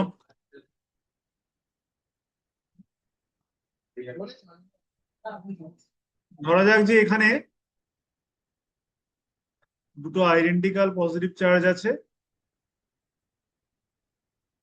এদের কোঅর্ডিনেট গুলো বলে দেওয়া আছে 0, a আর 0, আমি না ইচ্ছে করে এই পুরো প্রবলেম গুলোকে কোঅর্ডিনেট সিস্টেমে ফেলে আমি এটাকে তোমার দিচ্ছি, কেমন? আর এইখানে একটা চার্জ পার্টিকেল আছে, এটার কোঅর্ডিনেট হচ্ছে x, 0, আর এটা হচ্ছে তোমার -Q। এই চার্জ পার্টিকেলের মাস হচ্ছে m। কেমন? এবার এটাকে আমরা রেস্ট থেকে রিলিজ করলাম। কি করলাম? এটাকে আমরা রেস্ট থেকে এটাকে রিলিজ করলাম। এই যে এখানে এটাকে -Q চার্জ আছে এক্স অ্যাক্সিস এর উপরে, এটাকে আমি রেস্ট অবস্থায় রিলিজ করলাম। ওই দুটো ফিক্সড, এই দুটো হচ্ছে ফিক্সড, এরা নড়াচড়া করবে না। আর এইটা হচ্ছে তোমার ফ্রিকশনলেস ফ্লোরে, এরা মুভেবল। না, গ্র্যাভিটেশনাল ফোর্স ইলেকট্রোস্ট্যাটিক ফোর্সের প্রেজেন্সে নেগলিজেবল। এবং আমরা একটা কম্পারিজন করলেই বুঝতে পারবো আর কি, যে গ্র্যাভিটেশনাল ফোর্সের তুলনায় ইলেকট্রোস্ট্যাটিক ফোর্স অনেক বেশি স্ট্রং, অনেক বেশি। সেটা না আমরা একটা প্রবলেমে কম্পারিজন করব। ঠিক আছে? তো তাহলে আমাকে বলো যে আহ, ওই মাইনাস ক্যাপিটাল কিউ এর উপর নেট ফোর্স কত? ঠিক আছে, মাইনাস ক্যাপিটাল কিউ এর উপরে নেট ফোর্স কত? কেমন? এটা আগে বের কর।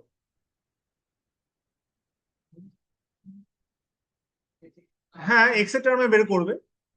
এক্স এর টার্মে বের করলে তো কোনো অসুবিধা নেই বের করতে।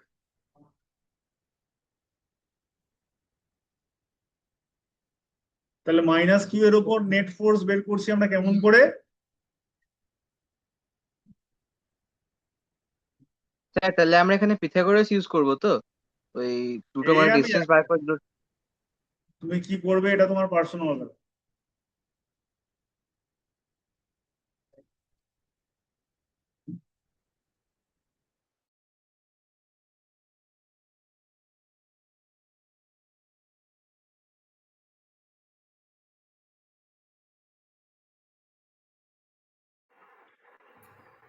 2 QH 4 pi epsilon a square plus x square divided by 3/2. আচ্ছা, এটা করতে গিয়ে আমরা যদি এই অ্যাঙ্গেলটাকে থিটা ধরি, এই অ্যাঙ্গেলটাকেও থিটা ধরবো, তাই তো? হুম। ম্যাগনিটিউড ওয়াইজ এটাকেও যদি এফ ধরি, এটাকেও এফ ধরবো। তাহলে এফ নেট ইকুয়াল টু কি হওয়া উচিত?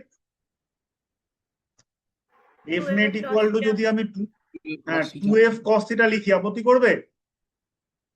F net equal to 2f cos theta লেখা যাবে?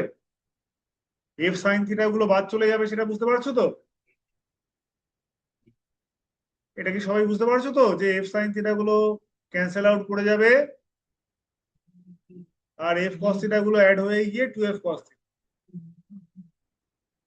আবার রিং কেন?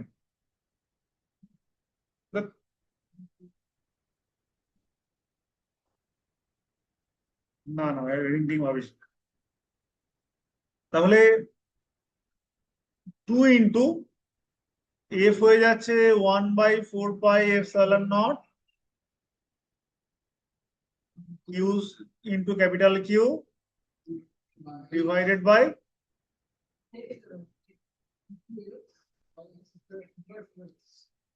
তাই তো? আর এদিকে কস থিটা ডায়াগ্রাম থেকে কি লিখবো? x/√অফ। এবার দেখো এই ফোর্সটা যেহেতু বাঁদিকে, এই ফোর্সটা কোন দিকে? বাঁদিকে, অ্যালং নেগেটিভ এক্স অ্যাক্সিস, তাই তো? যার ফলে আমরা পরবর্তীকালে যখন এরকম ভাবে লিখবো যে মাস ইন্টু অ্যাক্সেলারেশন, তখন এটাকে আমরা লিখবো minus 2 capital Q divided by 4 pi epsilon naught x² plus a² whole to the power 3/2 multiplied by X. ঠিক আছে? তাহলে দেখো এখানে বুঝতেই পারছো যে এই মোশনটা একটা অসিলেটরি মোশন হওয়ার সুযোগ আছে। এই স্যার মোশনটা একটা, এসএইচএম হয়ে গেল কি? হ্যাঁ হ্যাঁ বলো। স্যার এটা এসএইচএম হয়ে গেল? না, এসএইচএম এখনো এসএসএম তো তো হবে হয়নি। না sir. Sir periodic SHM, motion হবে, এসএসএম। হ্যাঁ এটা অসিলেটরি একটা মোশন হবে, কিন্তু আপাতত এসএইচএম নয়। কিন্তু এসএইচএম হতে গেলে কোন কন্ডিশন হওয়া দরকার এখানে? স্যার এই F is directly proportional to -y। যদি এক্স ফার লেস দেন এ,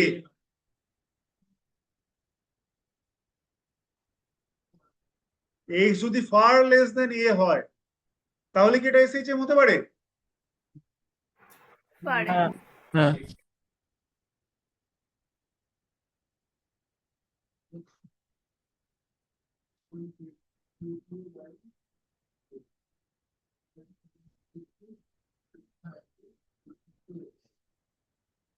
তাহলে এইটা তোমার এসএইচএম এর মতো হতে পারে। তাহলে এসএইচএম হতে গেলে এই অ্যাপ্রক্সিমেশনটার প্রয়োজন আছে। বুঝতে পেরেছো? এইবারে ধরো আমি তো তোমাকে এই প্রশ্নটা কিছুটা সাজিয়ে দিলাম, কিন্তু ধরো তোমাকে যদি এইরকম ভাবে প্রশ্নটাকে ফ্রেম করা হতো যে এটাকে x,0 রাখা অবস্থায় রিলিজ করা হয়েছে, বলো আচ্ছা, যেখানে X far greater X far less than A, যেখানে X far less than A, তাহলে বলো যে কোন সময় এটা 0,0 কে রিচ করবে? কোন, এটাকে এখানে ছেড়ে দিলে কত সময় এটা 0,0 কে রিচ করবে? এই সময়টা বের করো তো, কোন টাইমে এটা 0,0 কে রিচ করবে?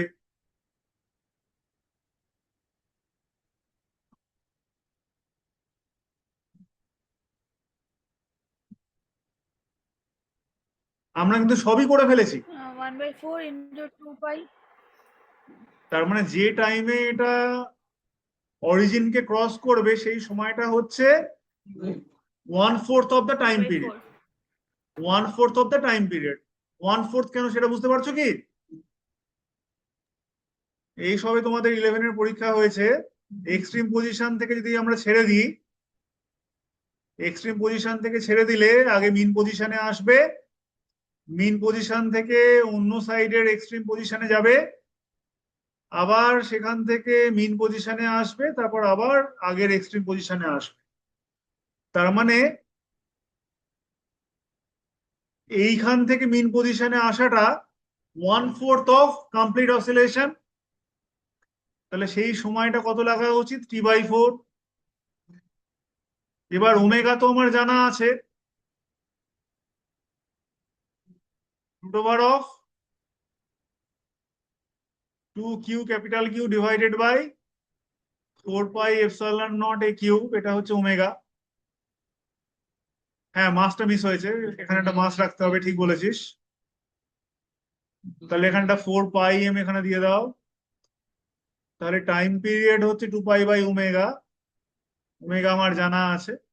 তাহলে ফাইনালি আনসার হবে কি? T/4, যেখানে টি আমাকে সাবস্টিটিউট করে দিতে হচ্ছে as 2π/ওমেগা। ঠিক আছে, বোঝা গেল তো কি বললাম? তাহলে ওইটাকে রিলিজ করলে কোন সময় মিন পজিশন ক্রস করবে সেটা হচ্ছে 1/4 অফ টাইম পিরিয়ড।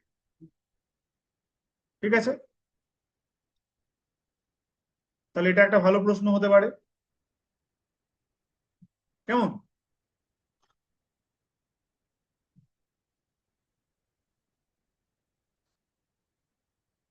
আচ্ছা, আমরা আজকে মোটামুটি ভাবে যে যে প্রবলেম গুলো করলাম সবই হচ্ছে আইদার নেট ফোর্সের ক্যালকুলেশন আর নয়তোবা ইকুইলিব্রিয়ামের কন্ডিশন, তাই তো? মানে ইকুইলিব্রিয়াম কন্ডিশনটা, আর না হলে নেট ফোর্স কি হবে সেটা বের করো। ঠিক আছে তো? আচ্ছা, এবারে তাহলে আজকে আর অন্য কোনো টাইপ করছি না।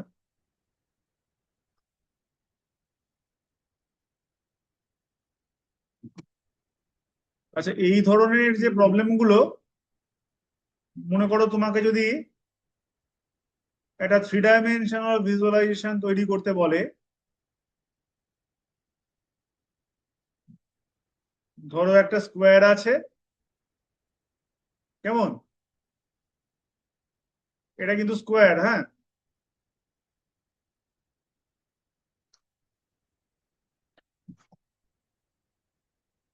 ডায়াগ্রামটা যাতে আঁকতে সুবিধা হয় সেই জন্য আমরা স্কোয়ারটাকে এরকম ড্র করছি। না, রম্বাস নয়, এটা স্কোয়ার, কিন্তু আমাদের ড্র করতে যাতে একটু সুবিধা হয় সেই জন্য আমরা এরকম ভাবে এ করছি আর কি।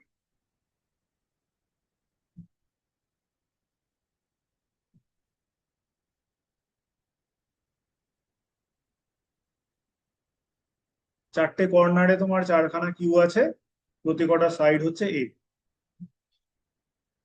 ঠিক আছে,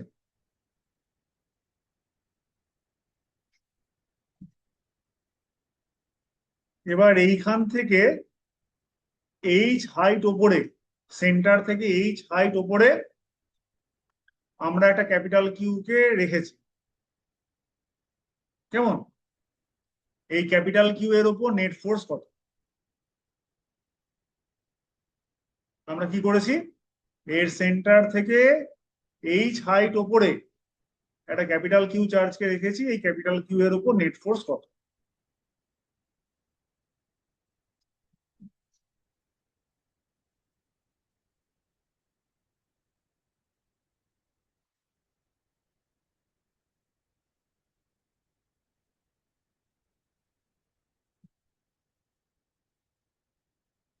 মৃদুল এটাই লাস্ট, হ্যাঁ, মৃদুলের আগে তারা আছে।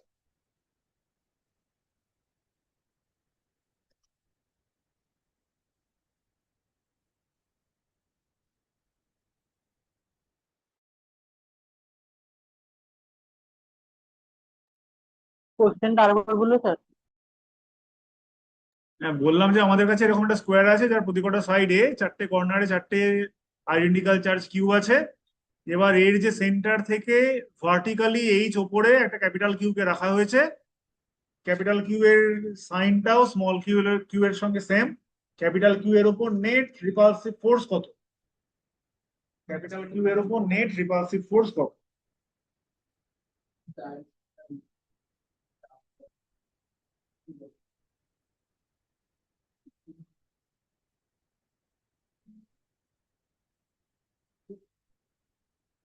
মনে তো হচ্ছে।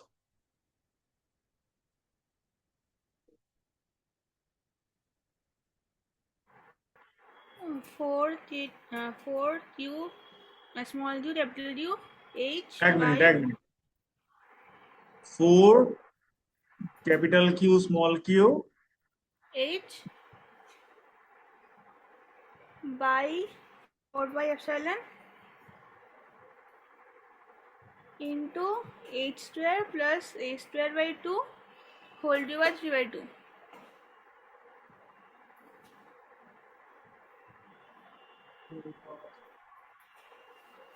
এরকম। Hmm.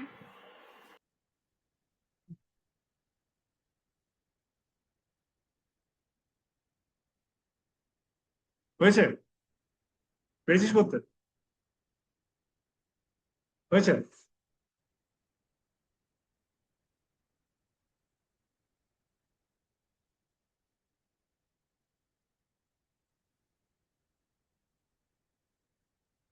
আমরা যদি এই সেন্টারটার নাম দিই ও, কেমন?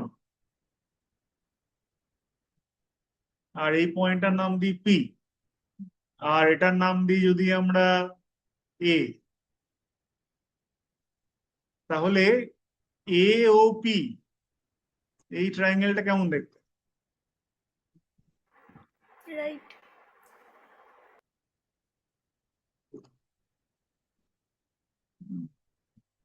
তাহলে এটা এ ও পি ট্রায়াঙ্গেল, এই হাইটটা হচ্ছে এইচ, আর ওপিটা কি হবে?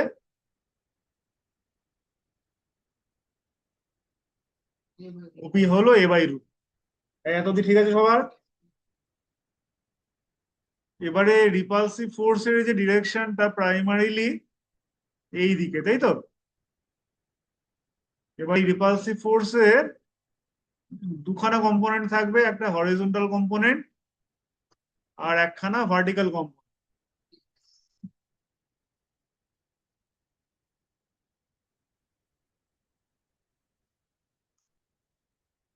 তাহলে হরিজন্টাল কম্পোনেন্ট গুলো ক্যান্সেল আউট করে যাচ্ছে, তাই তো?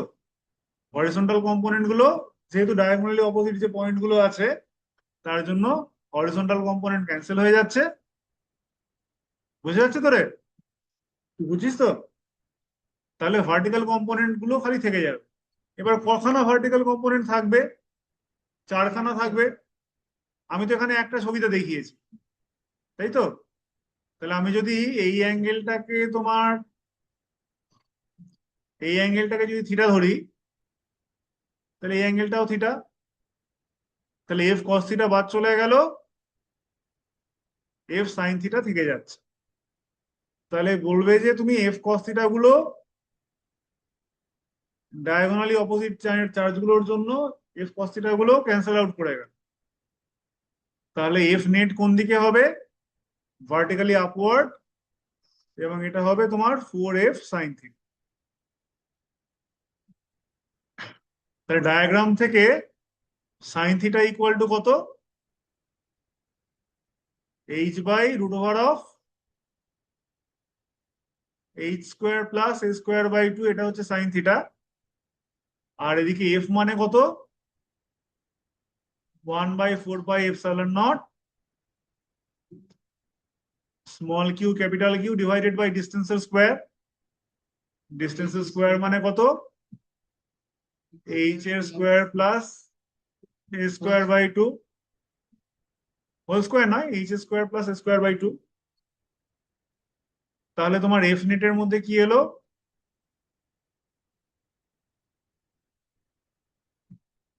আবার স্কোয়ার হবে কেন, তাই না? এই যে এইটার স্কোয়ার মানেই তো এটা স্কোয়ার প্লাস ওটা স্কোয়ার। নিশ্চয়ই তুমি কি চাইছো, কি হবে বলো? ধরো 4f sin থিটা হলো না, তার বদলে কি চাইছো? হ্যাঁ,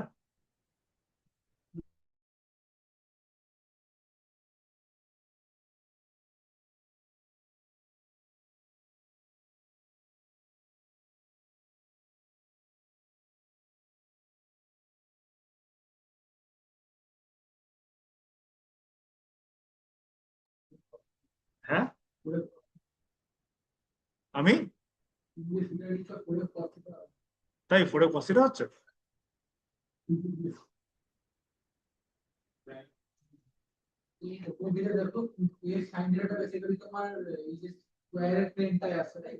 হুম,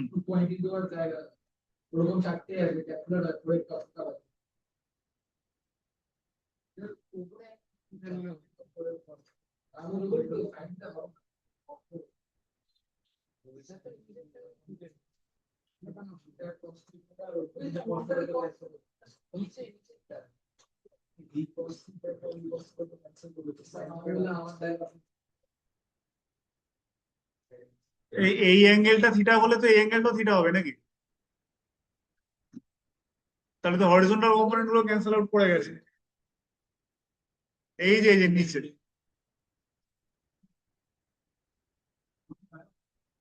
হ্যাঁ, এবার দুটোতেই একই ব্যাপার।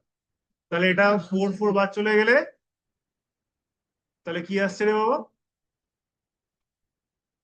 Small Q capital Q pi epsilon not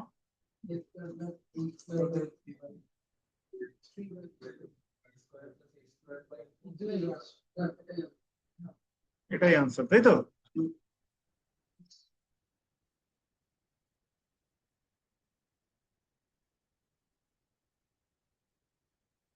ঠিক আছে।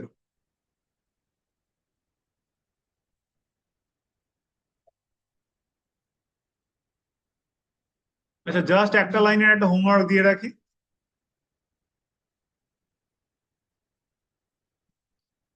আমরা এতক্ষণ পর্যন্ত যা যা করেছি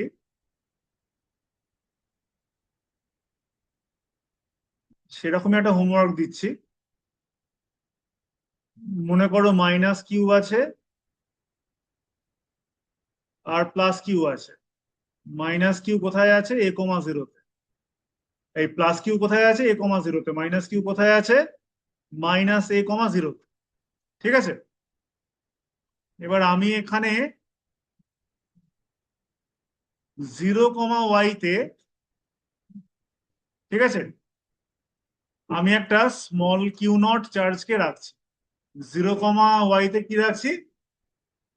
একটা কিউ নট চার্জকে রাখছি। তাহলে এই কিউ নট এর উপর নেট ফোর্স কত? না, এটা ওয়াই, 4 না। 0, y তে আমি একটা কিউ নট চার্জকে রাখছি, এর উপর নেট ফোর্স কত? আর ওই x, 0তে যদি ওই একই চার্জকে রাখি আলাদা করে, আলাদা করে রাখছি, একসঙ্গে না। হ্যাঁ হ্যাঁ, মানে এই কিউ নটটাকে এবার সরিয়ে দিয়ে আমি যদি x, 0তে নিয়ে চলে আসি, দুখানা সিচুয়েশন বললাম। একটা কি বললাম? যে একটা সিচুয়েশনে ওটা আছে তোমার 0, y তে, তখন এটা নেই। ঠিক আছে। আর আরেকটা সিচুয়েশনে কি বললাম? যে এই কিউ নটটা আছে তোমার, এই কিউ নটটা আছে তোমার x, 0তে, তখন এটা নেই। তাহলে এই দুটো সিচুয়েশনে কিউ নটের ওপর কত কত নেট ফোর্স হবে, এই দুটো সিচুয়েশনে কিউ নটের ওপরে কত কত নেট ফোর্স হবে, এটা হচ্ছে তোমাদের হোমওয়ার্ক। ঠিক আছে। এইটুকু করে আনবে এবং চেষ্টা করবে এটা আজকের মধ্যেই করে ফেলবে, নাহলে আবার পরের দিন মনে থাকবে কি থাকবে না তার নেই ঠিক। কেমন? এবং যারা কেমিস্ট্রি পড়েছো তারা দেখতে পাচ্ছ যে এই মাইনাস কিউ আর plus Q separated by some distance, এটাকেই বলে ইলেকট্রিক ডাইপোল। কেমিস্ট্রিতে পড়েছো তো ইলেকট্রিক ডাইপোল কাকে বলে? Two equal and opposite charge when separated by a small distance, এটাই হচ্ছে ইলেকট্রিক ডাইপোল। না কেমিক্যাল বন্ডে তো তোমার ইলেকট্রিক ডাইপোল মোমেন্ট, এই কি ডাইপোল মোমেন্ট জানো, এদিকে minus Q plus Q, dipole কাকে বলে এটা তো জানার কথা। যাই হোক এটুকু করে রেখো, হ্যাঁ আমরা পরের দিন ডাইপোল নিয়ে ডিসকাশন শুরু করব, ঠিক আছে? আজকে আমরা ইলেকট্রিক ফিল্ড কাকে বলে সেটা বলিনি, আজকে শুধু ফোর্সের মধ্যেই ছিলাম। পরের দিন আস্তে আস্তে আমরা ফিল্ডের কথা বলবো, ঠিক আছে? আজকে ছাড়লাম রে, এটুকু কাজ করে রাখিস বাবা, হ্যাঁ? আর আমি একটা হোমওয়ার্ক পাঠিয়ে দেবো, আর একটা প্রবলেম শিট, সেটাও করে রাখিস।